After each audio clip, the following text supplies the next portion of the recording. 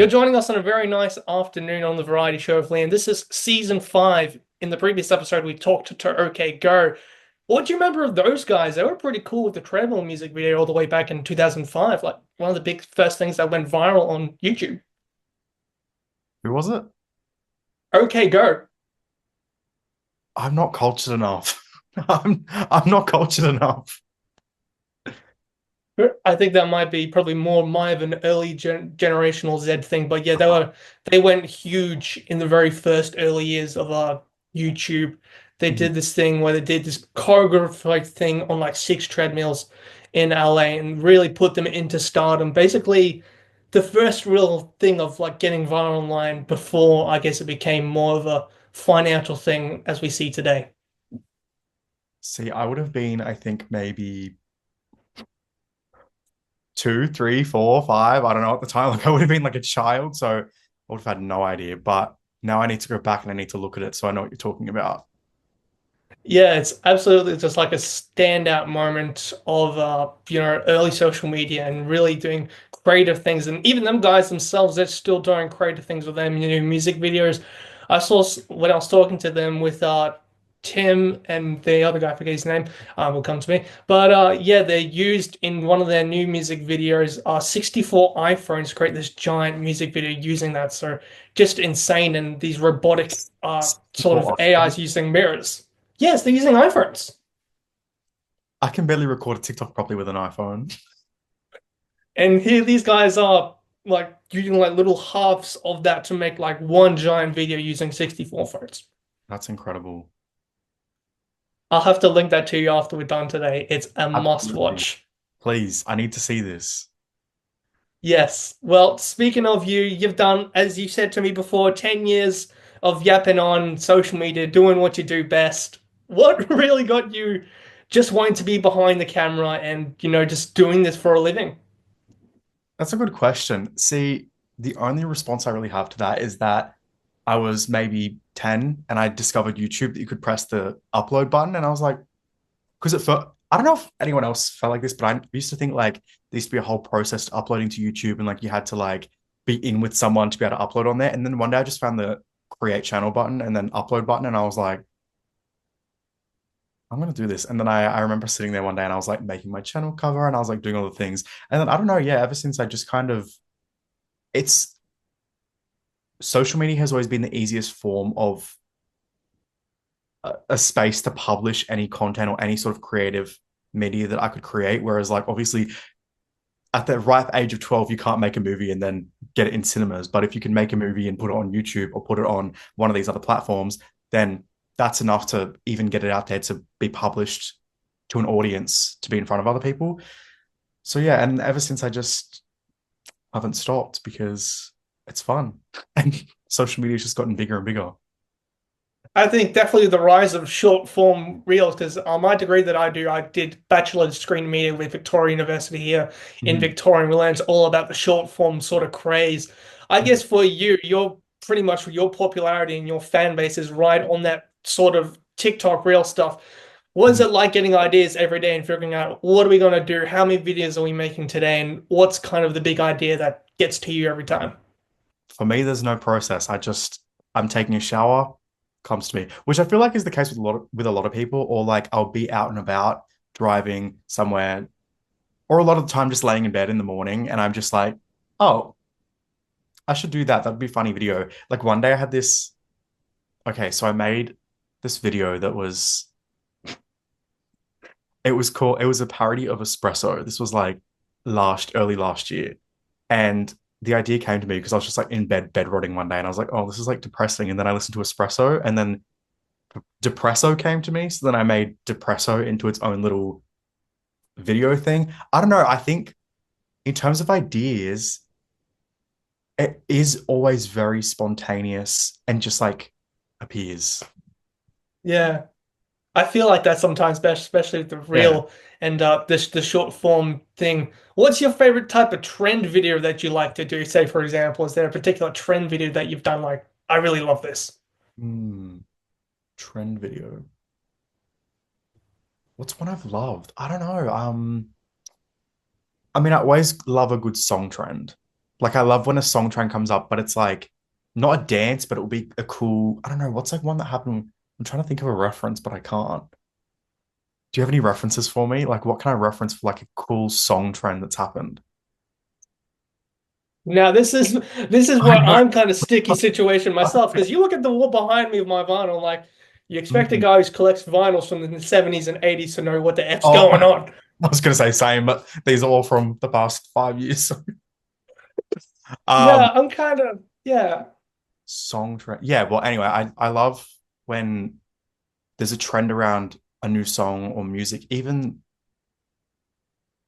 I'm thinking Lola Young keeps coming to mind because of her song Messy. That I feel like that was big on TikTok.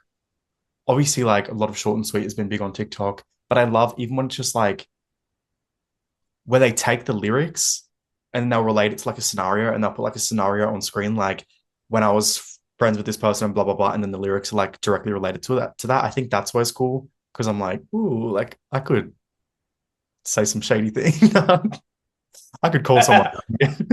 Oh yeah, me Yeah. too, me too. Hmm. That's Uh, yeah. I think it's a perfect thing. I love seeing it and all the like the. I think back to an example of mine. There's an artist that me and my friend absolutely love. His name's Steven Wilson. He's a member of Porcupine Tree and does his own solo stuff as well. But during the recordings for Future Bites, he did a cover of the last Great American Dynasty from Taylor Swift. And I'm Oh, like, oh my goodness, mhm. someone I love covering a pop icon of today. And I'm like, it really sold me on the idea, like, maybe I shouldn't turn my back on this scene anymore. There is some potential. And seeing someone like him absolutely give his praises to Taylor Swift, and I'm sure no doubt if he listened to it with Sabrina Carpenter as well, he may do that too. We'll have to see. But yeah, he just says his Yeah. kids absolutely love it. They listen to it. Obviously, his kids listen to the sped up versions of like the ABBA songs, but just seeing them, I guess, really enjoy the old music, but then him at the same time really appreciating what Taylor Swift does. Yeah, it just is really special for me. Also, The Last Great American Dynasty as a song choice is incredible. Like, I'm obsessed with that. Um, trying to think of one I saw recently, but it's not like I love even like like a version from Triple J, where it's just like sometimes it's the most random artist that you wouldn't expect to cover a certain song. There was one Yeah. I don't remember. See, my memory is really bad right now, but there was one they did a couple weeks ago that I saw, and I was like, wow, I would not have expected that artist to cover that, but they did, and it was incredible. And I always think it's like when there's a really distinct contrast between the two, like an artist like who you were saying covering something new or something that is completely what we would think is like out of their like we're like, oh, how do they even know that song? That's not their vibe. And then they cover it, and I'm like, that was perfect. That was perfect. Yeah, I remember when my friend he was talking about was like he gained and just like this added layer of respect for Taylor Swift out of the notion that Stephen Wilson was singing the praises. So I guess in some ways, well, and this will definitely when we talk about Sabrina Carpenter, I'll explain my backstory and how I found her. It will Yeah. definitely relate in the same way. So it's Mhm. something to really look forward to later down the recording today. Now, you went to Wingstop over the past week, and I was absolutely thrilled for you. Congratulations on finally getting to the first Sydney store and the first store in Australia. Was Mhm. it worth the wait? Okay. I've tried it twice in the US as well. Now, here's the thing. I enjoyed it the first time. I was in LA and me and my friend were like starving fresh off the plane and we're like, let's get Wingstop. Got it on Uber Eats and it cost like $1 million with the Uber Eats fees and tips and everything there. It was crazy. We had it and we loved it. But the thing is, we then got like halfway through eating it and we are like, we felt so full after we were starving all day.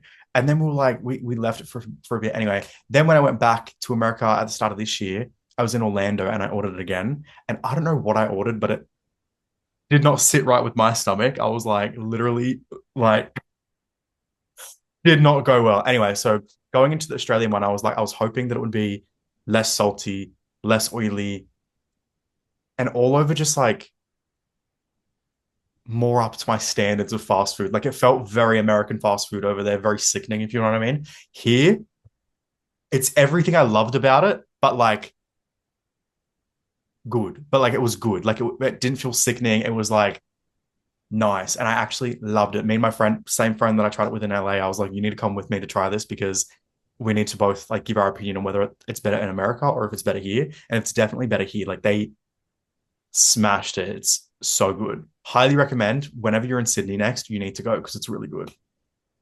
It's funny you say that. I was just over in Sydney for my 23rd birthday this year over at Taronga Zoo.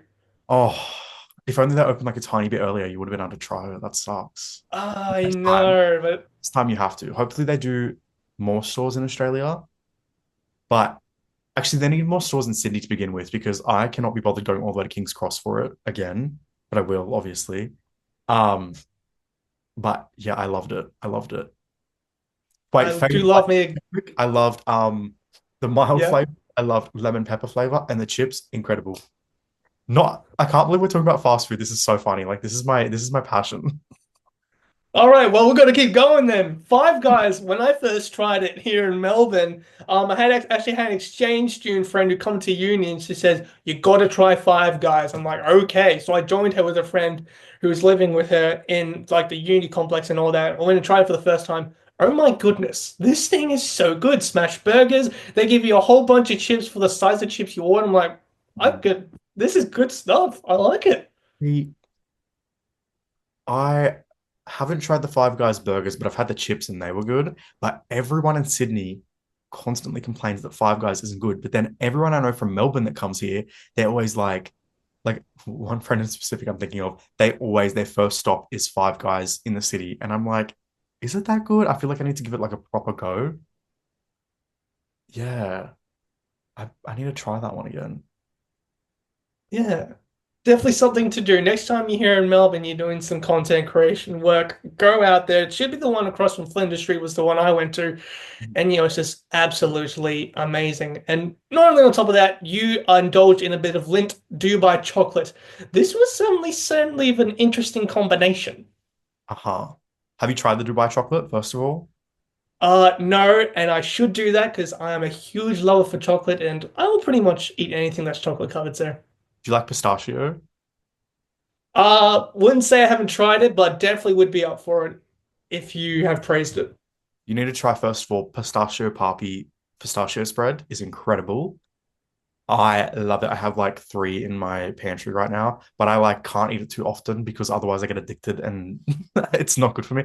But the Lindt pistachio chocolate, I had mixed opinions. I think it was nice. Would I pay $20 for it? Again, no. To me, it just tasted like a really salty peanut butter that was like a crunchy, salty peanut butter in chocolate. I feel like it could have just been that and it would have tasted the exact same to me. But it wasn't bad. It just was like, it's definitely overhyped and it's definitely expensive for what it is. But I do enjoy it. Have I been craving it since I had it? Yeah, I have. Do I want it again? Yeah. Do I want to pay $20 though? Not necessarily. But if you get the chance to try it, if you see one like a Lindt store nearby, you got to go try it because I want to know other people's thoughts. I've seen people on TikTok, but a lot of people on TikTok obviously are like, it's so good, it's so good. Is it though? Is it though? Yeah. Well, we don't have any Lindt stores here where I live, so I think I might be due out for a trip to Melbourne. I have to pick up a certificate for security operations probably in the next week or so. So maybe I'll go out to the Lindt store in Melbourne and have to check it out. Do it. I So, mean, I literally I wasn't really doing anything last week, and so I decided to just like go on a little trip to the one closest to me, which is like 30 minutes away. So I went on a little drive. It was a whole little thing. Can we just get it in Woolworths, please? Because I I can't drive back there to get it, and I don't want to order online because I don't want to have to wait because then it's just pointless. And yeah, Ah, I definitely feel that pain, and even as a supermarket worker, I'm always waiting to see will they bring in these exclusive flavors. And there's been some great ones I've seen come through, and I'm like, yes, they're doing the good, but yeah, I would love to see that come through just for your ease of convenience. absolutely, please. I don't want to drive 30 minutes again. I'll have to see if I can put any inside information in for Yeah, that let, one. let them know. Tell them, Brock wants Lindt pistachio chocolate in the store so he doesn't have to drive there. Excellent. I want to show you these charts that we have here. Can you see my screen? Yes. Excellent. So this is going to lead down to our next thing. I want to look at these airplay charts here because you did mention Messi, and that's currently at number one at the moment. Yeah, What's man. your thoughts on that? Number one here on these airplay charts. See, I like that song, but here's a okay. I've heard it on TikTok a million times. By the way, for everyone listening, I'm talking about Lolly Young's Messy. I've heard it on the radio a lot. Sorry, not radio, the tick on TikTok. But the other day I was in the car and I had the radio on. I don't often have the radio on, like just playing music. I usually just have my own music on. But I heard the full song for the first time, and I was surprised because there was like there's so many components to that song that I haven't heard that I like was shocked by because the intro is very different to how the verses, the choruses sound and the rest of the song. And I kind of was like, is this the same song? Is this the song I've been hearing on TikTok? But I do like it. It's a nice song. Yeah, I love it too. I think one of the radio DJs here in Geelong has been singing its praises. It's been supporting it throughout the charts as well. And I guess another artist I've been quite literally a bit interested into is Benson Boone with "Sorry, I'm Here for Someone Else." Currently sitting at number five. If you had a chance to listen to that one yet. No, I didn't know that that was charting though, because I haven't really heard it. I've heard obviously Mystical Magical, but sorry, I'm here for someone else. I didn't even know was like getting radio pushed. I need to listen Yeah, then. yeah, you'd be surprised, I guess, because I take an extra ear, I guess, as a radio DJ to kind of see what's going on. And I'm actually, as I mentioned to you on text yesterday, I was still so surprised Busy Woman's in the top 10 on airplay, and I think well deserved. Is there Well any other deserved. Sabrina in these charts, or is it just Busy Woman? Because I wouldn't be surprised if like, oh yeah, Bedcam, there we go. But I'm Down the still bottom. there. Great. It's a Taste. vibe. I love that song. It's so good. Such a good song. She has, from what I can see, three in the top 30 currently. No, top 35. Taste, Top 30 Taste, and Bedcam. Espresso. Where have we got espresso? Espresso is nowhere to be seen. It's out. Oh, we're out of the espresso era. Finally. Yeah. No, Busy Woman slaps. I'm a big fan of this. I actually was listening to it in the car before, but you know how sometimes when you're in the car and you're like singing along to a song, you don't really get to enjoy it because you're too busy like trying to belt out the vocals. That was me in the car. And then I stopped and I was like, I just want to actually listen to this song and take it in for a second because every time I listen to it, I'm screaming the lyrics. I never get to actually indulge in it and like enjoy it, listen to the production, listen to the vocals, and it made me love it even more. Like it actually sprung into my mind. I was like, I think this might be my song that's like on repeat for the next 3 weeks, potentially. Yeah.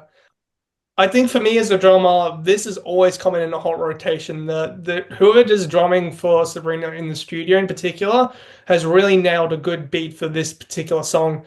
And I guess another artist for me that I wasn't really expecting I would really enjoy just down to personal preference and other music, Chappelle Roan actually really got my interest. I'm like, I really enjoy what she's doing. I have to correct you here. I have to correct you here. Chapel Roan. If she hears you say Chappelle Roan, she will go crazy. I will be on the blacklist. I will be on the blacklist. You've just been put on the blacklist for saying that. Actually, none. No, Chapel Roan, not Chappelle Roan. Chapel Roan is incredible. I big fan of her aesthetics, the direction, creative direction she goes for, the sound she goes for. I think she has had a big like. Let me rephrase that. She's had a big part in kind of bringing back that. Would you say it's like a 80s kind of synthy Yes. sound? Because I feel, oops, sorry, I need to turn off my notifications. It's all right. Sorry. Should I say that again so that it records better? Yes, yes, yes. We'll do that. Take it Uh, back. I would say that Chapel Roan has had a big influence in bringing back that like 80s synthy sound. Even Sabrina has it in a couple of songs. Like Busy Woman's kind of got a bit of those influences, but she definitely in like Good Luck Babe, Hot to Go. It sounds nostalgic to listen to, but it's like a brand new song, which I think a lot of people. Yes. I love it. I love a nostalgic sounding song, and I think that's why a lot of people are gravitating towards it because it doesn't feel too new, too like present era of music. Yeah, I don't know. I love it. Everyone's loving her though. Yeah, I seen because I love the fan the first band that I really thought of, and I texted my friend in England who's a massive fan of her, like huge fan. I said this sounds like Yazoo, the band Yazoo who did the big hit "Don't Go" in 1982. I'm like, this is Mm, Yazoo encoded, like Depeche Mode, all them guys I absolutely love. So mm. yeah, I absolutely love it. And what do we think of the Aussie representation here? Where have we got it? We've got, is it Cyril? Cyril? Oh, I'm butchering it, aren't I?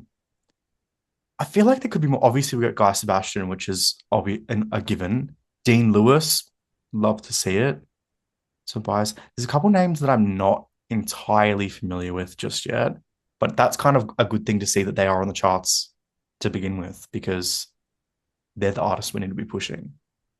Yes, I think with the new bill that actually went your way in New South Wales about having with Support Acts being Australian only and not international is actually a very good thing. And I know Peter Garrett from Midnight Oil was championing this when they were pushing this forward. So I can only hope we're going to get some more great emerging artists that come through when big international acts start touring, more and more. Absolutely. And I can't wait to see it. I think that the introduction of it's an incentive to have smaller artists open for bigger artists, right? Well, smaller local art. Yes. Yeah, big fan of that. I think that's really great. Like, there's so many smaller local artists that I'm friends with that would so benefit from that and would die to even be on a stage with people like that. Yeah, I think it's just an absolutely incredible thing. And I Now, can only hope, yeah. Sabrina Taylor set the tone for this. Even though Sabrina was always a bigger artist, the fact that she went on stage with such a huge global icon and was endorsed by her. And literally, then within months of that happening, Sabrina came to what she is now is crazy. Obviously, not to credit Taylor for all the success, but it definitely was a gateway to a lot of people, especially in Australia, because I'd say Sabrina's fandom here was quite big, like not huge, but she wasn't really a big topic of conversation for the Eras tour. Then when she did come here, I was shocked because I was like, everyone's talking about her. I've never heard any of you guys talk about her ever in my life before. What's going on? But yeah, good example of kind of like a massive scale artist bringing on someone who's a little bit smaller and giving them that push that they need, which was really great. Yeah, I remember when like I think I remember seeing you on the Today Show and like when they did the interview, like that big moment for you that like to come at full circle, like this is it, this is the big time, no stopping you now. Okay, I'll give context for everyone listening. So I was at the Today Show with so okay, here's what was happening. There was a Today Show fan event happening at the Channel 9 offices in Sydney with Sabrina there. It was kind of like their on-air interview, but they also were having like a bunch of fans there to ask questions and um just kind of like being in the crowd to see Sabrina up close rather than seeing her on the big Eras Tour stage. So I went to this event. I got there at literally 2 a.m. in the morning. This was also, what was this? This was about February last year. Got there at 2 a.m. I think it started at 5 a.m. I can't remember, but it was really early when they were like letting us in. Anyway, long story short, I was like right at the front, barricade to see Sabrina. And when Sabrina came out, I was trying to get her attention as everyone was, and I was recording and I caught the moment of her looking me dead in the eye and saying, Rock, how are you? And then she said, I can't remember the full thing. I haven't watched the video. I refuse to rewatch some of the stuff because it makes me it makes me end up in shambles and a mess. Um, but yeah, she spotted me and said my name to me and just called me out of the crowd. And then we had a little moment where she was like, I love your videos. And then she walked off. And within, I'm going to say half an hour before that happened, I had received a text message. Sorry, I received an email from someone at the label asking for my phone number, who I've like worked with them previously before or whatever. But they messaged me and emailed me and were like, "Can we grab your phone number? It's for tonight, blah blah blah." And I was like, "What's for tonight? Like, what are you talking about?" Then half an hour later, this happened, and I was trying to put all the dots together. And I was with all my friends there. My best friend Summer was there, and then I had some of my like close Sabrina fandom friends there that were with me I was hanging out with, and we were all trying to like figure out what it was, and we couldn't. But then the rest happened. That that night, that must have been you were at the Eras tour and you got to get in the VIP 10, and I've seen the photo with you just looking and this absolutely emotional masterpiece. Like this is kind of the big moment for you, and that must have been a really great night for you. Well, it was it was chaotic. I was freaking out the whole afternoon because obviously I still didn't know, but also I was waiting for someone to text me or call me or let me know what was happening, and nothing came through. I was with my friend Jess, and we were like sitting outside, not Kudos Bank Arena, a core stadium, same kind of area though, and we were eating our dinner, and then I got a text right before the show being like, "Hi, Brock, this is Sabrina's manager, Amy. Um, something, something, something. Let us know where you're sitting tonight, and we'll." Actually, she didn't even say anything. She just was like, "Let us know where you're sitting," and I was like, "Okay, cool." And then we went into the stadium. We were waiting like so long. Sabrina went on stage, got off stage. Taylor got on stage, and then I was freaking out because I was like, "Oh my god, they've forgotten about me. They've forgotten about me. It's nothing's happening." And then out of nowhere, I got a text being like, "Hey, we're setting security to come grab you right now." And I was like, oh, "What? What's going on? Like, I don't actually know what's happening." And then I turned to the end of the aisle, and it was so funny because the security guard is the same security guard she had at like the Today Show and the past like 3 months of events she had done. So I'm embarrassed to admit that I actually knew him by face. And so I looked down the end, and that's the only reason how I knew it was like her team coming to get me, because I was like, oh my god, I recognize him. I literally saw him this morning at the Today Show. Um, oh my god, I can't remember King's name. I need to remember what his name is. Anyway, um, but yeah, and then we went with him, went down, saw Sabrina. It was crazy. Her, her manager and her sister were all telling me we watch your videos all the time. Her sister told me that her and Sabrina always watch my videos together. Wow. See, even talking about it makes me like a mess to talk about it because it's so crazy. But yeah, I remember specifically Sabrina saying she loves all my stuff, blah, blah, blah. And then her sister was standing there and she walked over because I've met both of them like 9 years ago in 2016 at a Disney meet and greet thing that I won a VIP pass to go to. And I had met them then. And then I was like, I have to like kind of recreate the photo of me and Sabrina and then me and her sister because iconic. Anyway, then her sister came over to me and said that she's like, yeah, we watch your videos together all the time. And I was like looking at them the whole time, being like, shut up, get the hell out of here. You're lying. And they were like, no, we do. And then her manager even said to me before we had first walked up, she's like, we see everything. We see your tweets, we see all your social posts, we see it all. And I was like, somewhat a good thing, somewhat a bad thing. Like, have I ever said anything controversial on Yeah. Twitter? Like, have I done anything? Like, should you be seeing all of this? Nah. Am I embarrassing myself on Instagram for Sabrina Carpenter to see? But yeah, I always wonder now. I'm like, does she still stalk me? Like, is she still watching secretly? I don't know. Well, Sabrina, if you're watching this interview, can we get an answer, yes or no? Is this happening? And if No, you're watching the podcast, well, congratulations, you found the variety show of Liam. Anyway, moving on. Just scares me of wow. the idea of like me posting any sort of video on Instagram and then thinking Yeah, Sabrina team could have a stalk of me at any time, like literally, because they know my full name, like they know me by name. But what really gets me in all of this is the fact that Sabrina Carpenter, this woman right here, knows me by name and face. Like if I was walking down the street, she could call me out and be like, Brock, that's Brock. Do you know what I mean? Even my American accent for her was awful. But yeah, it is insane to me. I don't even know how to feel about it a year later. It just kind of always randomly comes over me, and I'm like, oh, I'll be looking at the vinyls on my wall, and I'm like, oh, she actually knows who I am. She actually knows who I yeah. am, and I just don't know what to do with that. But yeah, I hope she's watching the videos because, I mean, you put the effort and time into it. It's clear well, that she wants it. So yeah, no, my thing is just like the fact that she could just type in Instagram my name and then just look at my profile and see everything. I'm like, that's crazy. I mean, watch the videos about Sabrina, about you, you know what I mean? But the other ones, skip them, please. They're cringe. only focus on the ones where it's Yeah. dedicated to you. Focus on the And viral, I'm certain, the yes. I don't know, the Sabrina content, all the Brock content. Skip it, please. I'm begging you. Please watch it. Queen, love you. Uh, have you got the newspaper article of Sabrina Down Under framed yet? Because I know that was a bit of a special piece that came in the package.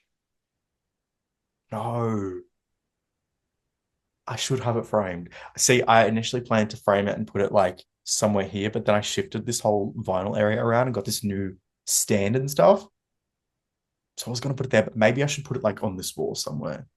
Because I know a couple of my friends, I had like heaps of copies of it that they had sent me, and I gave a couple out to some of my followers and a couple of my friends, and they all have them like stuck up on their wall, like as part of their Sabrina shrine. So I need to do that. Actually, in fact, I need to create a better Sabrina shrine because currently it's just this and this. It's good enough for us, Those it are the thing is. I'll describe. It's just my vinyl stand with Sabrina vinyls on it, and then one vinyl up here on my shelf. Uh, well, it's something at the moment, and I'm sure when you eventually order the new Pop Funker that's coming out of the nightgown variant, which Yeah. looks absolutely killer, must I say. Hopefully, we get more variants. Mhm.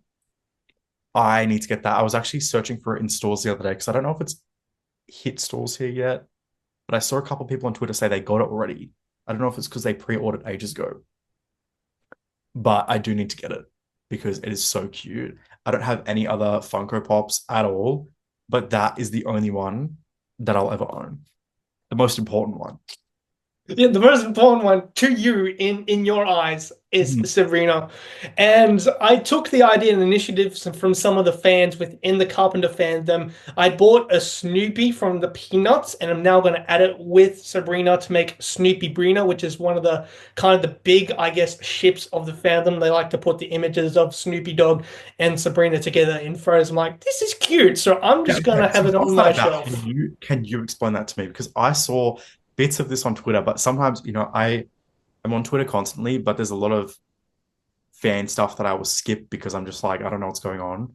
Back in the day, I know everything from like 2014 through until the past year. This year I've pulled back a little bit, but what is this Snoopy Brina thing? Can you explain?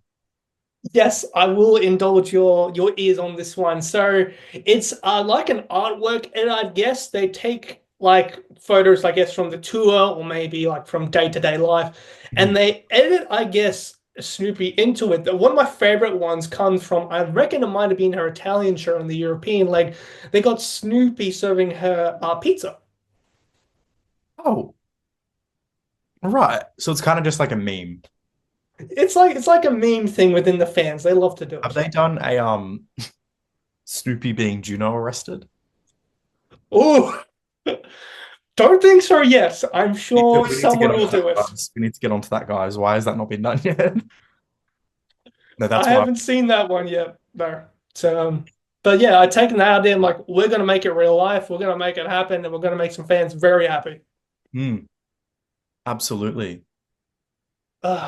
So moving on now to a bit of movie and TV sort of news chat. It's something we like to do in the Friday afternoon show. We'd like to talk about what's been going on in the week, and there's been obviously some big things as well. The new Superman movie. What have you heard about it? And are you looking forward to it? I've heard nothing about it. You've Okay, heard nothing about it. here's the thing. I am the definition of someone who only gets served content of things they're like completely 100% interested. So like my feed will be like Wicked for Good or like right now it's Lilo and Stitch because I saw Lilo and Stitch. But what's the other movie that just got announced? Oh, Oh, Zootopia 2, like a lot of these kind of movies are on my feed right now. yeah. But the ones, unless it pops up on my Twitter feed as like a Pop Base or Pop Crave announcement, I never see it. And then I'll randomly just see it on like another platform, like, oh, this new massive movie's coming out. And I'm like, oh, it'd be good if I actually knew and was on top of this stuff because I should be, but I'm sometimes just not. But yeah, Yeah. tell me what you know about this movie. Like, what are the expectations? What are What are we looking at, essentially? vibes? Who's the lead cast? Who are the big kind of players in the movie? I was looking at it before, like I was like looking around, like, and I saw an article on Empire. I'm like, so it's to be set, I guess, from what I was looking at here, plenty of action here, not just Crypto, whatever. Let's see, we've got in terms of like characters we've got Nicholas Holtz, who I reckon is doing Lex Luthor. We got fresh glimpses in the trailer for Mr. Terrific, Hawk Girl, Green Lantern Guy Gardner, Trip to the Crystalline Fortress of Solitude. So it seems to be a pretty seems to be a pretty good entry into the Superman franchise. But I guess for something that I guess you're more familiar with, and you went absolutely ballistic when this announced, the second part of the Wicked film, and my friend Josh saw it, the original one, the first one, first part. Have you seen the first one? My friend Josh, who does Ready with me on the Fridays, has seen the first one. Oh, He's a so big you haven't musical seen it. person, so Right. No, you need to watch it immediately. It is so incredible. I have watched it maybe 10 times since. I'm a big fan of Wicked Part. Well, here's the thing, right? I was never a big Wicked fan before the movie. Like, I never saw the play. I never really got to know much lore about it. I knew like a little bit of lore about it from the internet, like from, people like YouTubers that I'd be watching and they'd mention like their love for Wicked or something. And I never really understood it. I didn't also know that it was like an extension of The Wizard of Oz, like a prequel to that. So when the time came for it to all be announced and whatever, I finally got into it and realized like locked in and was like, oh, love this idea, love this movie, need to see the play. Still haven't seen the play, need to go so desperately next time it's in Australia. I don't know if it is. I don't know. Is it in Australia? Yeah. I'm not too particularly sure, but I know Beetlejuice one is currently in on rotation at the moment. Right. Okay. Well, next time Wicked is in Sydney, I need to go see it immediately because love the movie. As for Wicked Part 2, the thing is, I read the spoilers of the second part of the play, even though I haven't seen the play. So that's the issue I have here, right? Is the first one I went into being like, I have no idea what the full storyline is about. I had a little bit of like spoilers I'd seen, and from the trailers, I could kind of figure out what it was about. Then I watched it and realized, okay, it's like a prequel to The Wizard of Oz. It's about this, whatever. Then after I finished part one, I was so desperate to know what happens in part two because I was like, what else happens from here? Obviously, it ends on like a very dramatic note with Elphaba flying and whatever. Not to spoil it for anyone that's listening, I think that's kind of an obvious one that comes out of the movie. Um, but I was desperate to see. So I kind of know what happens in Wicked Part Two, but I'm interested to see how they go about smoothing out the storyline because I think with what I read, it was a bit like this happens, then this happens, then this happens, then this happens. And I was like, that's a lot to happen in one movie, especially because the way they split it, it's kind of the first movie ends at the climax of the movie, and then this movie starts at the climax. And then I'm like, does it just keep getting worse and worse and worse and worse and worse up until the end? And then what happens then? Who knows? But yeah, very excited for it. Also, praying to the gods that they do a Wicked Part 2 premiere in Sydney again this year because, and here's some added lore. I'm going to cry if I talk about it. Not kidding. Last year, Part 1, I spent months, I was emailing everyone possible being like, Wicked Part 1 premiere is happening in Sydney. Please make sure I'm on the list. I was begging everyone. I was telling my manager, I was telling everyone, please, we need to make sure that I'm there because I need to be there. And I had this feeling I was like, Ariana Grande is going to be there. And I'm a massive Ariana fan. Eternal Sunshine. Ayo, let's go. Massive Ariana fan. Never have been to one of her tours because the last one she did was Dangerous Woman tour in 2016 was here. And then ever since hasn't done another one that's come to Australia, which is devastating and also upsetting to me. But this was kind of like the moment where I was like, this is the closest I'll ever be able to get to her. If she tours here, I'll only ever get to see her on stage. But if I'm at this event and she's on the red carpet, just like a couple meters down from me, that's insane. That's crazy. Like that's a once in a lifetime opportunity to get that close to Ariana Grande. Maybe get a selfie, something. So anyway, basically, I'm gonna grab something. Hold on, I'm gonna show you. I'm pulling out the proof. Um, Yep. oh my god, wait. Bear with me here. Okay. So I was sent my passes. These were the passes I was given. They sent them Yep. early whenever I was ready to go. Then a week before, after I bought my outfit, spent hundreds of dollars making sure that I looked the best I've ever looked.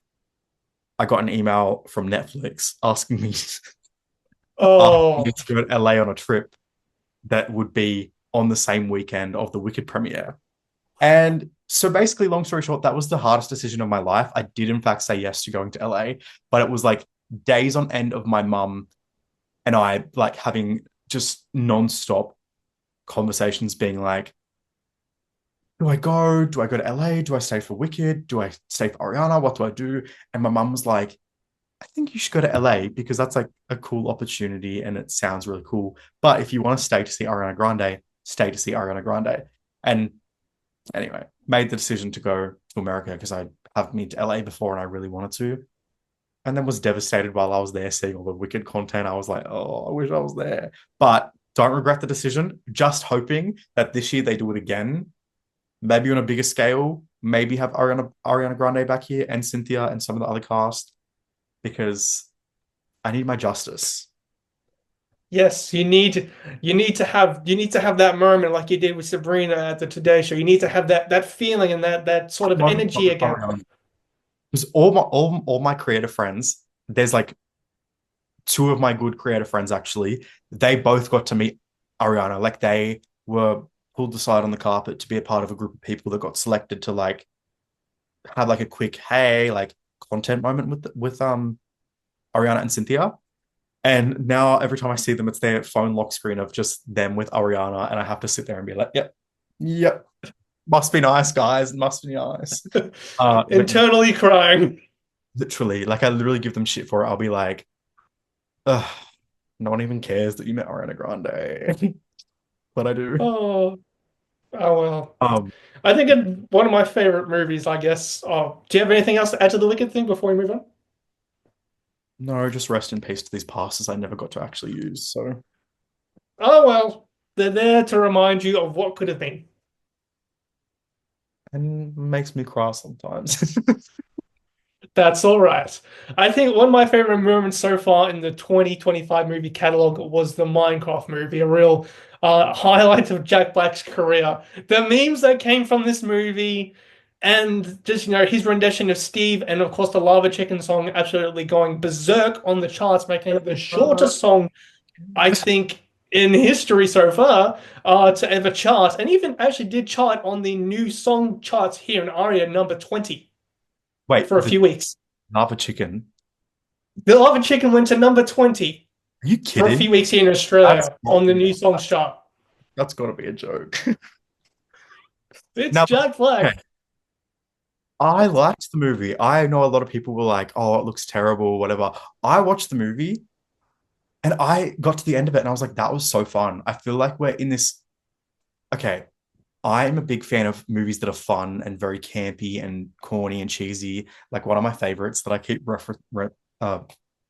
I keep referencing to everyone is the Muppets 2011 movie, which I am. It's like one of my top five all-time favorite movies, and I love how unserious that movie is. Like it's set in the real world with the Muppets, but it's like you'll just see them. Like it's just I'm thinking of the Muppets Most Wanted actually. That movie they like drive out of the sea in their car and like Yes. seaweed all falls off the car and it's like that's so ridiculous, but it's so funny to me. And I feel like the Minecraft movie is the exact same. Like it's the kind of movie I love. It was just so unserious and ridiculous that it was like enjoyable to me. It felt fun. It was like family friendly, but it was also kind of this is so embarrassing, but like inspiring to watch because I was like, it's just hilarious. It's so funny that someone can even come up with this. Hmm. Um, I guess for my favorite thing. Oh, sorry. Yes. oh yeah, I don't know. I just really loved I really loved the movie. I remember I was sitting with like some family members watching it, and they all were like, "This is ridiculous," and I was like, "Are you guys kidding? This is actually really good." It's not the best movie ever made, obviously, but it's enjoyable. You know what I Yeah. mean? Yeah. I went there on premiere day at Village Cinemas, obviously before everything got ramped up with the memes. And of course there was some cheering and all that. I'm like, I get it. This is going to be go down as probably one of the big meme moments of 2025. And I actually have and on top of me right here, two things from the Village promo reels. The TNT box for popcorn. I got that when I saw the Looney Tunes films. That was before it even premiered. Oh, And for the memes, chicken jockey. chicken jockey. Hey, I got I've lucky because I was in a cinema where no one did that because I was scared that it would be like crazy in there. I mean, it would have been fun to experience, but I was also like, I don't want popcorn thrown on me, please, guys. Did you have was your cinema crazy at all for it? First premiere when I saw it, it was completely tame. I went with a work friend, like when like all sort of like the school age kids finally got around to seeing it. It was a battlefield of popcorn thrown Yeah. everywhere. After the film, I was looking at the seats on the bottom, like they're like wasting popcorn here. Like, oh my goodness. Popcorn is expensive. It's like $20 for a popcorn and drink combo, bro. Like, why are we wasting this? We're Oh, wasting yeah, I good loved it. I thought valued it was food. great. Also, I want to give a little spiel on Lilo and Stitch really quick. I watched Okay. Lilo and Stitch. When was it? Not yesterday, the day before. I went to the preview screening with Disney. Can I just say, maybe one of the best movies I've seen this year so far. It was so incredible. I'm literally going to go on a whole rant about this because I loved it. It was also so fun, so like cheesy but funny, but just enjoyable. The whole movie, I was obviously everyone's very on edge about the Disney live action remakes because they're either really hit or miss, and I feel like a lot of them have been miss the past couple years, like Snow White. I enjoyed it, but was it the best remake they've done? No. This one, on the other hand, I was kind of like, we're taking a classic, beloved Disney film that everyone loves. Like everyone loves Lilo and Stitch. It's so incredible. And if we ruin that, then we have an issue. But seriously, it's their best live action remake yet. It is so perfect. There's a couple of things missing that they changed and took out, like, oh, I won't spoil it, but there's like a few key things that aren't in there, but the movie still works perfectly, like perfectly. It's hilarious. The casting is so incredible for Nani, Lilo. Stitch is just hilarious, like actually hilarious in the whole movie. And the little girl who plays Lilo, I'm not really sure of her name, but she is so adorable and so charismatic in the whole film that it just makes it even funnier. Like perfectly hit the nail on the head as Lilo and Stitch. Incredible. Loved it. Everyone needs to go watch it because it was so good. I'm actually, the moment it comes out on Thursday, but Friday, I think I'm gonna go rewatch it as soon as possible. Yeah, I'm definitely going on Thursday ASAP. Did you Mhm. see the promotional stuff they did at AMC cinemas in America? They had an animatronic Stitch on the counter, like serving the people. It was really cool. Oh yes, no, I did see that. I saw something of the animatronic Stitch. I also saw one where Glenn Powell was walking past it and like pat Stitch on the head. And there was another one where Stitch was in like a little A little thing, car. which is in the movie. Not to spoil it for anyone, but the car, there's like a little remote control car thing. What was I gonna say? Oh, the promos I saw was, did you see the one that was, it was the new Avengers movie poster, which I haven't seen that film yet, but it then had Stitch like break through it and it just got bigger and bigger. Did you see that one? I think I did, yes. It was so cool the way they did it, but there was like stages to it. Like it started with New Avengers, then it went to this, and then it was like Stitch breaking through the screen, like it was breaking through the side of the building. It was such perfect marketing. It was like New Avengers in the background, Stitch ripped, but then you could also see like the building details on the screen as well to make it look more realistic, like it was the actual building pulled open. So cool. They nailed it with that. I loved that, and the promoting they did, I just really took my hats off to them, especially the animatronic stuff. I saw something on my feed before we joined in on here. The famous late night TV show host Conan O'Brien is just confirmed to get into the new Toy Story 5. Who? Conan O'Brien, the very famous comedic late night TV show host. O'Brien in Toy Story 5. Really? Yes, he's got a role as the voice of Smarty Pants in the new film. So this should be interesting what he does. Okay. So I haven't seen Toy Story 4. I started watching that movie and I still didn't finish it. So I hope Toy Story 5 gets good ratings and reviews so that I have a reason to go back and watch Toy Story 4 because I just haven't been bothered to watch it. That came out years ago now, didn't it? Like 4 years ago. Yeah, it Gosh. did. I hope number five is good. Yes, I'm hoping so too. I'm From the hoping. little brief Oh, that I've sorry. been given here, Yeah. it's about kids today obsessed with electronics, and it's more focused on Jesse than it is Buzz or Woody. Kids on YouTube 24/7. I am Wow. really I bring up the Muppets again because I really love the Muppets. I was obsessed with the Muppets as a kid. I went through like when the 2011 movie came out, I was obsessed with it, and also Muppets Most Wanted. But I rewatched both films a couple weeks ago, and I watched the 2011 film twice actually because I loved it.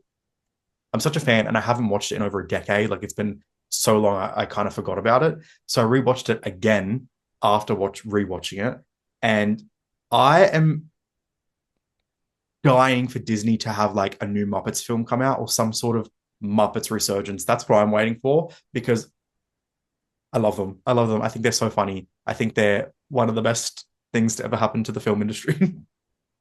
Yes. Television. I'm hoping so too. They've been like their old TV show that they did was like a spoof on late night sitcom and all that they did like the spoof comedy of Once in a Lifetime from Talking Heads with Kermit with the giant David Byrne suit. Just one of my favorite things they ever did. Yeah, literally. I need them to bring it back immediately. I just saw they did. I was in the shopping center before, and I saw at Peter Alexander they had a Muppets collab, and I was like, oh, I kind of need that. Need in my life. I need to review it for TikTok. Yeah. Uh, so Laneway Fest came and gone this year. We had a very great lineup. Charlie XCX being the main big draw of attraction. What did you think of the show overall? Look, I had a gig that I was doing at Laneway the day of, so I kind of was distracted with getting that filmed with the team. But I did get to enjoy Charlie XCX's set. Incredible, really great. It was like one massive club. Me and three of my friends were there and loved it. One of my friends literally doesn't even know Charlie X's like any Brat songs, nothing, but she was jumping, going crazy as well. Like we loved it. It was really great. The festival was great. I do want to say though, like I wish that this year they did it at Sydney Showgrounds again. Last year they did there and it was like all enclosed and it was so good. Whereas this year they shifted to a bigger venue that was like outdoor in the parklands. Last year's venue was better. This year was a little bit.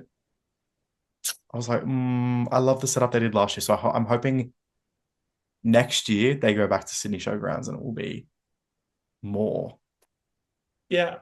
together. I don't know.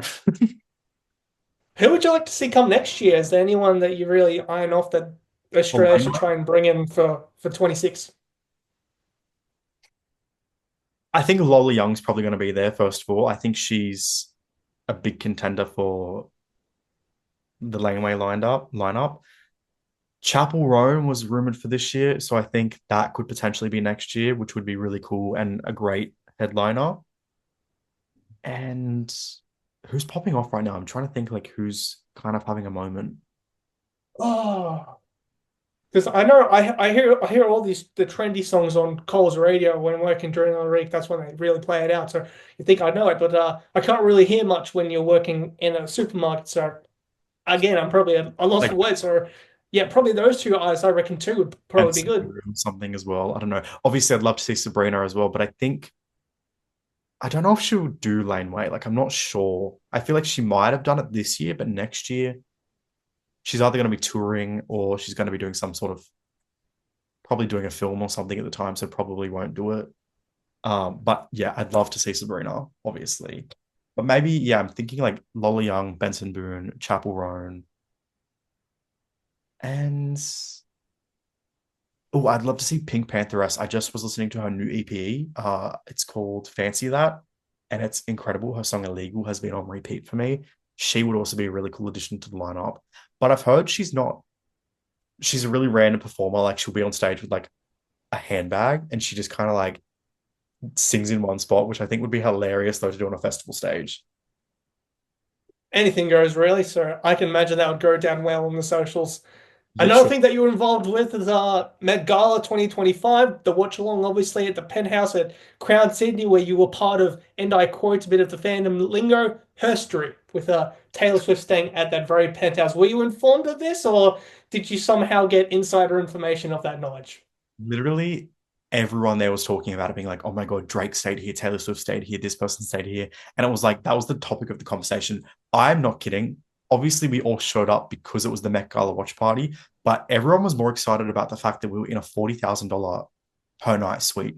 And I heard someone say there that the actual penthouse itself would cost 120 million to buy if you were to live in it like long term. But yeah, that was absolutely insane. It is so beautiful and it was incredible. There was some parts that I put in my video that I made about it that sorry, there was some bits that I left out of it that I didn't Uh, record. There was like a gym and it's huge. There's like a fully functioning bar that is like operated by staff 24/7. I was like, this is insane. This is insane. Yeah, it was very cool. It also was like, there is probably no other time in my life where I'm going to be in that room. So I was taking every photo possible, every video possible, trying to like really take it in. But yeah, absolutely beautiful. It was also just insane to be able to lay in the same bed as Taylor Swift. So yeah, actually, and on top of that, use the same toilet that Taylor Swift used. I would expect nothing, a response, nothing like that from you, knowing your personality.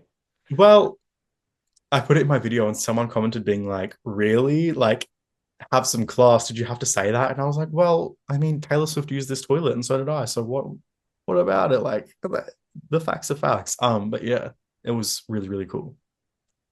What do you think your best sort of top five celebrity outfits? If we're gonna pick five outfits you absolutely really loved, who wore them best? Let's hear them. Okay. I don't know names, You don't but know names. oh my God, no, this is gonna be bad for me. I'm trying to think. Tayana, Tayana, who was hosting on the carpet and was the first onto the carpet, her outfit was incredible. Sabrina was incredible. I also really liked Emma Chamberlain's was really good. I think hers was very on theme and very cool and different for her. It's not my favorite look of hers, but I did like it. There was a guy who had this big blue outfit. It was like this big blue robe looking thing. I can't remember exactly what it was. And there was one similar to his where it was like a big silver kind of I don't know what to call it, like a robe looking thing.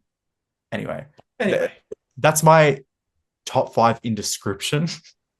I wish I had names. Are there any others I liked? I also think Cardi B's was really cool. And yeah, they were my faves. They were my faves. Faves. I was expecting Sabrina would be in your list, no doubt. Undoubtedly. Undoubtedly. Yeah, I remember when I saw the photo because I was keeping up with all the news. I'm like, oh my goodness, Yeah. this is art. This is we need this framed. We need this put in an art gallery. This is something. Yeah. Look, out of her three Met Gala looks, is it my favorite one? No. But do I think it was one of the top looks from this year? Yes. My favorite one of hers was the first Met Gala outfit she did that was gold.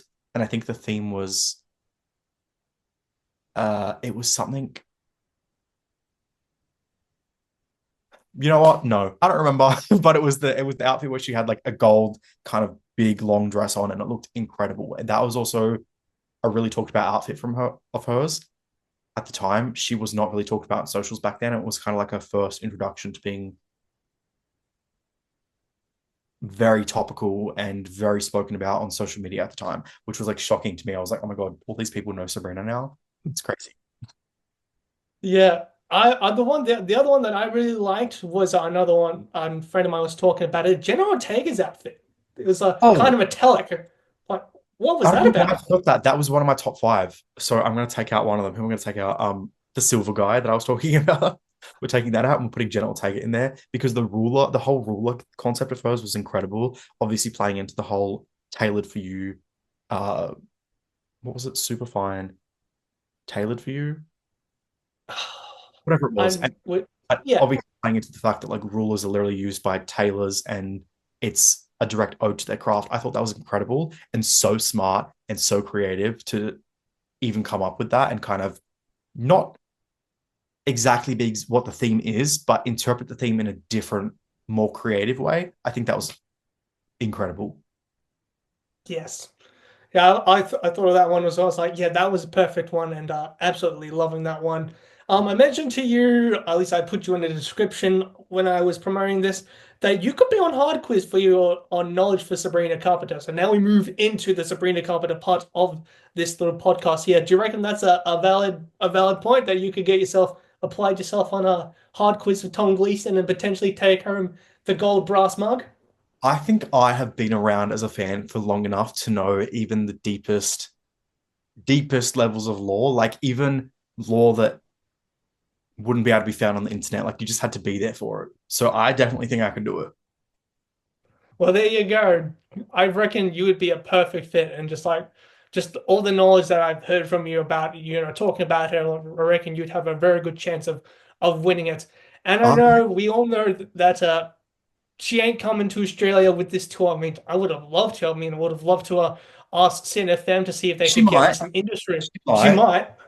but the odds are low right now. So I'm kind of thinking of just going to Los Angeles for the November shows because I'm like, ugh, I'm sick of waiting. I've waited 10 years for her to do her own tour here and she still hasn't, which has been heartbreaking. The Eras tour was kind of like a good moment. And obviously, I can't complain because I got a really good experience out of it.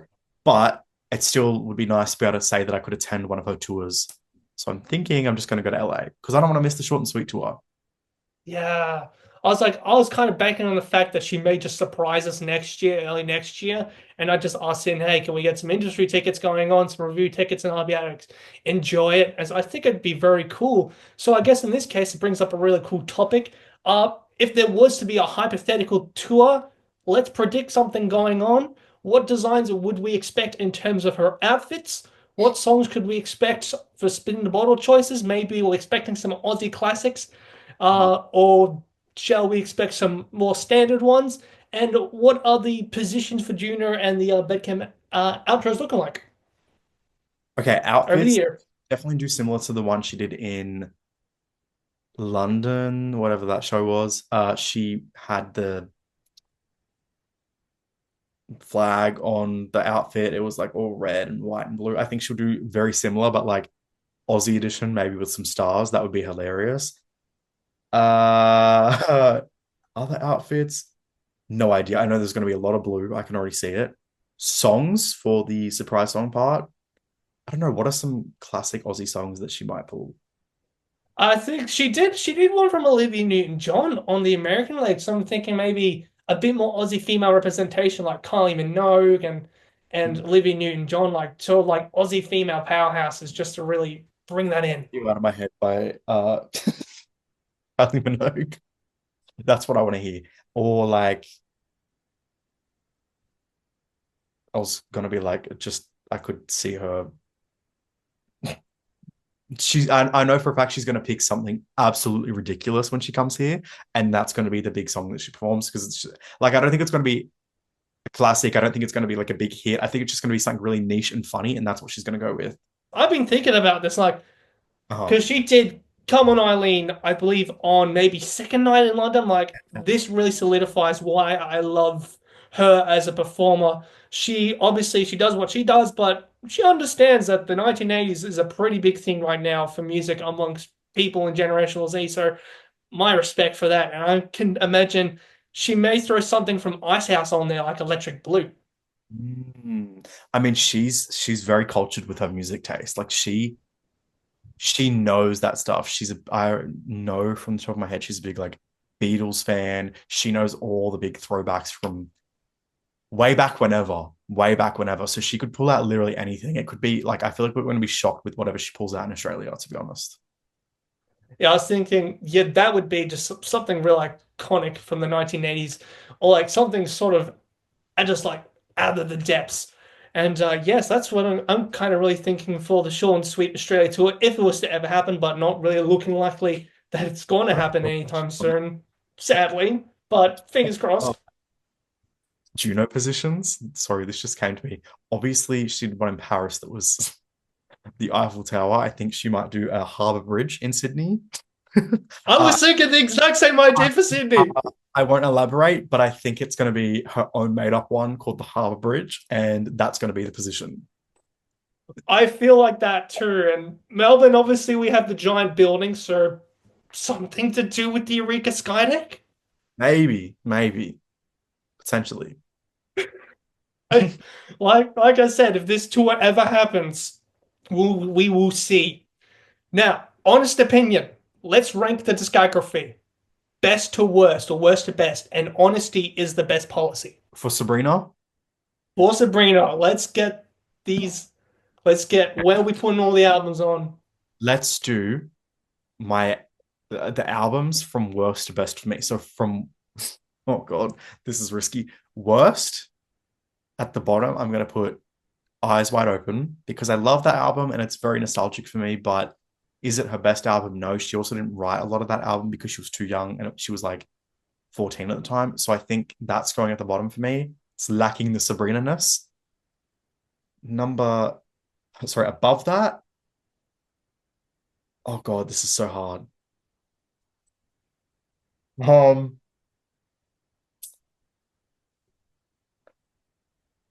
shit. Okay, we'll put. Oh, this hurts me. Singular Act 2 is going to go there, which pains me because I'm a massive Singular Act 2 fan, but it's not her most cohesive or best album at all in any sense. After that, Singular Act 1, Short and Sweet, Evolution, Emails I Can't Send. That's not to say I don't like Short and Sweet, by the way, everyone listening. I love Short and Sweet, but I'm a big fan of Evolution, the 2016 album, and I'm a diehard Emails I Can't Send fan. I think Short and Sweet is very too many people love it for it to be my favorite. Do you know what I mean? Like I like that Evolution and Emails I Can't Send is still a little bit more like low key. Not everyone knows them. It's kind of like I can still gatekeep them. Yeah. But Short and Sweet Uh, top three. So yeah, I mean, it's kind of where everyone else, I guess, in our field and radio is kind of jumping on saying, oh, this is the new big thing. And yeah. so I understand where you put it. So I'm choosing the ones I can gatekeep, especially Evolution. That album is my baby. I love that album. It was my whole life when I was 12. It came out right after I met her. It just, I don't know, it does something for me. I love it. Yeah, I guess now time for my backstory, I guess, with Sabrina. So I guess I kind of really jumped onto it with the radio industry when the controversy of Feather was doing the rounds in the news and I was hearing all about it. I'm like, man, who's this woman? And she's causing a whole bunch of controversy in New York doing all this stuff. I'm like, so I gotta check this out. I'm like, wow, this song is absolutely amazing. I think I'm gonna add it to my playlist. And then a few years later, I keep hearing the big hits in the supermarket. I'm like, I Hmm. heard this woman before, didn't really think about it at the time. I'm like, okay, I'm gonna give this a shot. Yeah, And now here I am, literally this week on Friday, I'm gonna be playing tornado warnings for the Friday afternoon show, provided that I take out all the swearing in the songs so it can fit community radio standards. But I'm really looking forward to it. absolutely. Tornado Warnings is such a beautiful song. It's a really rainy day here right now in Sydney, and today is the kind of day where I do play Tornado Warnings because something about the production makes me feel so, it's like reflective to me. It literally feels like staring out the window on a train. That's the vibe it gives me, and I love it. I love on a rainy, cold day that I can play that, and it brings me some comfort, and it makes me feel. I don't know. The whole Emails I Can't Send album is kind of like that for me. Like it's if I'm feeling crappy, if I'm not feeling amazing that day, I put on Emails I Can't Send, and it's kind of like a warm blanket kind of album to listen to. Whereas Short and Sweet, that's like Yeah. a summer fun album. Do you know what I mean? I mean, I'm looking at the weather outside today here in where I am, and I'm like, we're still having that espresso feeling. It's sunny outside. You want to get outside, but it's like it's nearly winter. Come on. See, we're definitely just hit Emails I Can't Send weather. I can't believe I'm referring to it as Emails I Can't Send weather, but we've just hit that weather in Sydney, and it's freezing. It's been freezing for the past week, and I'm ready for the espresso weather again. But Yep. the emails I can't send with us. Sometimes you need it. Sometimes you need a minute to feel Yeah. feel cozy and lay in bed all day and do nothing at all. Yeah, and I absolutely love, as we did touch on before, she's really in touch with, I guess, the past. And I guess something from me as a huge personality on radio is I heavily focus on vintage music. And I would love to see like her, I guess, talking about other artists besides the ones she's already mentioned. And I think one of the artists that I hugely gravitate towards and I strongly recommend for any Carpenter fans listening in, find a copy of Violator from Depeche Mode from 1990. You'll hear a lot, I guess, of her poppy side of it coming through, especially on the first side. It's a solid side. You've got World in My Eyes, Sweetest Perfection, Personal Jesus, which is one of their big well-known songs, Halo and Waiting for the Night, and of course, containing Enjoy the Silence as well. Absolutely listen to that, guys. I need to take a listen to. After this, you need to send me the name of it so I can listen to it. Otherwise, I'm gonna forget. Yes, that one there. And also, I recommend as well Music for the Masses from 1987, which was kind of like their big recognition in America. This is where things started to pull through. If you're more onto that emotional side of things, this band actually just reunited for the first time in nearly well over 35 years till Tuesday. Right. You clearly know so much more about music than me because I know maybe up until 2005 of music, and then I'm like, yep, that's it. I'm kind of only just entered the era of my life where I've started to go back to listening to like some Beatles, some Paul McCartney songs, and love those. But I need to take more tips from you and listen to some of these older things. Yeah. Yeah, so till Tuesday, they just went to Cruel World and performed their very first set since 1992. Now, Amy Mann herself had rough upbringing. Her parents weren't really the kindest to her, and it really shined out through when she broke out of the Till Tuesday band, went to her own solo stuff. You heard a lot of her own trauma, I guess, come through, especially in the album Lost in Space from 2002, which she wrote in rehab in Arizona. Right. Yeah, she had a really rough patch, essentially, and it really just brought out some of her finest material and started to really shape her as this sort of matured sort of songwriter looking back at her past and then really choosing elements from it to make this sort of perfect album. That was the first album I picked up from her and really thought, yeah, she's actually a really great songwriter, solo-wise, and a great bass front woman for an amazing 1980s band. Definitely need to give it a listen. I need to venture more into some older stuff ASAP. Yeah, I reckon Sabrina, if you're listening, I reckon you would like Till Tuesday, and especially the solo voice of Amy Mann. I see a lot of your own writing in Mann's writing, so put it on your Spotify or whatever. And I guess for a nomination for a local artist, because you did some work with some local artists for our socials, one out here in North Kent, Beck Sykes. I'm actually wearing her shirt today. I Oh, saw one of her gigs in yeah. Definitely give Torquay. her a follow. I should maybe film some content with her. I started a new series recently where I know not a lot of small artists have resources to make vinyl, but I started a series where I'm going to start unboxing the vinyl with the artist. So I did one with my friend Sam McGovern. I think it was last week or the week before, and that was really fun.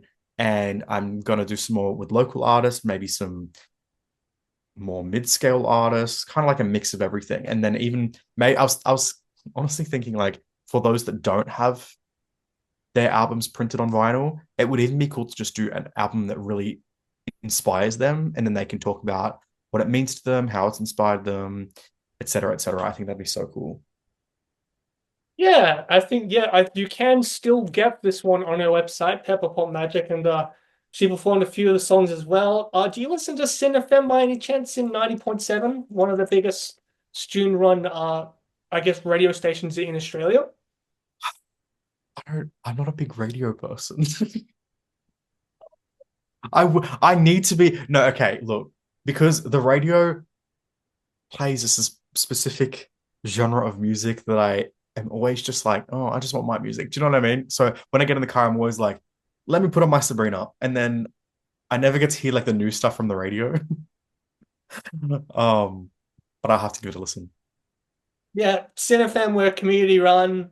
We do interview a lot of local acts and some established national acts as well. And depending on the show, there's actually got a lot of different stuff. Like I'm an executive producer for a rock show called Mosh Pit, which is really fun to do. I get to really heavily focus on the stuff that I love, and I get to play some of my favorite songs from the past, present, and emerging. But I also do another show, which is a seasonal one for a UK band called Ultravox, led by the absolutely iconic Medua, who is a one half of the co-founder of Band Aid. Period. I love that. That's so cool. Yeah, it's I love doing it every week and recording the show, and I think I might be recording my next audition for the show after we finish up. But Brilliant. yeah, it's great to do this. We've been doing community radio myself for about 3 years, I think now. Started at about 22 with Grooves on the Record, which is my radio show. And yeah, I did have one planned for a pre-record when I was out at ZZ Top to feature Badcam as a wild card entry into the show, as I thought it really fits with Depeche Mode, and I could really just throw off some of my listeners saying, hey, this is someone really cool you should listen to, and they have the same vibes as all the type of music I play here on Grooves on the Record. So here's Sabrina Carpenter with Badcam. Hey, we need two songs I need to hear on the radio more is Good Graces and also Already Over from Emails I Can't Send. I heard that playing in my local shopping center a couple of days ago, and I was going crazy. I was like, there's no way this is playing on the whole shopping center speaker system right now. I was like losing my mind because that's one of my all-time favorite Sabrina songs, Already Over. Also love Good Graces. They both need they need their time. They need to have like a pop off on TikTok. They need their justice. Definitely, and they definitely need airplay as well. So I reckon maybe that's where I can come in handy. Or if it decides to appear on the airplay charts, well, that would be fantastic True. as True. well. Well, I think we'll call it here for this podcast. Thank you, Brock, for doing this and allowing yourself, obviously, to indulge on Sabrina Carpenter. It's been great to learn a bit more about this wonderful musician who I absolutely love at the moment. Is definitely one of my favorite sort of features of this current pop icon lineup that we have going on. Very, very awesome musician, must I say. Absolutely. Absolutely. I mean, I can't disagree with you, can I? Yeah, this is from yeah. This is from someone who loves progressive rock, and that could be the most far-fetched thing for someone who loves her type of music. And that's, I guess, in the case of Steven Wilson, he's obviously being the prog artist himself and loving Taylor Swift is like that same analogy applies to me because I love most of my top five favorite artists are prog acts, and Rush is definitely one of them, and some of the more zanier new wave acts like Oingo Boingo as well. Well, add Sabrina to that list now. It's already there. It is already there. I got Sean Sweet on from iTunes, so that's now permanently added to the computer, Have so you it provided has yet? its mate. No, My recommendation for the vinyl, no, sorry, I'm going to be so annoying, but my recommendation is the short and sweet. The blue variant vinyl is so beautiful. The marble one, not so much. I'm a hater. And then for the standard copy, which one do I love? I really love. There was a pink one I got from JB Hi-Fi, which I did like. But my favorite one. How many copies do I have? probably a lot. I think I have like three of the standard cover. I really like the picture disc of Short and Sweet. It's so, so beautiful. Love it. Anyway, that's enough from me. Well, obviously, I got to get emails as well. I mean, you can't have emails without Sean Sweet. They're pretty much like Lennon and McCartney. I'm sure Sabrina would absolutely agree to that quote. You can't have Absolutely. one without the other. So if I'm Mhm. going to get anything from her, it's going to be both those records. Absolutely. Yes. Well, I guess where can we find you most importantly if you want to keep up with all your zany ventures and all your great features that you have? If you want to keep up with me, you can find me at Brock Valesini with an extra I on Instagram, at Brock Valesini, no extra I on TikTok, and also YouTube, which I'm kind of getting back into at the moment, is just Brock Valesini. That's kind of my longer form stuff. Love it over there. That's my favorite platform, has always been YouTube. And I can't wait to kind of grow more into YouTube this year. Also have some other cool projects coming up. So everyone keep an eye out. Maybe a secret little special specific one I won't comment on, but something's coming, something's coming. So yeah, feel free to find me over there and keep an eye out. Keep an eye out.